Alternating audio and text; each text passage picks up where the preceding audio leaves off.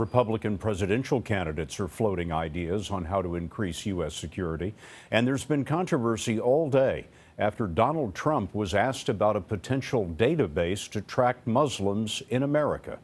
Here's Major Garret. We have a radical Islamic terrorism problem. Today in South Carolina, Donald Trump did little to clarify whether he would create a federal database to track Muslims in America.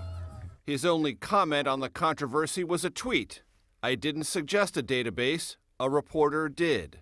It all started yesterday when Trump told Yahoo News, quote, "We're going to have to do things that we never did before, and some people are going to be upset about it," adding, "Security is going to rule."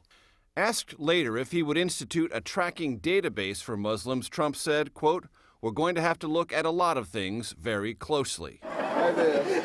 Campaigning in New Hampshire today, Ben Carson said he thinks there should be a database for everyone who comes to the U.S. If we're just going to pick out a particular group of people based on their religion, based on their race, based on some other thing, that's setting a pretty dangerous precedent, I believe.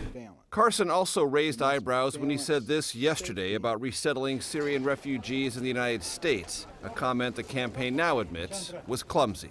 If there's a rabid dog running around in your neighborhood, you're probably not going to assume something good about that dog, and you're probably going to put your children out of the way.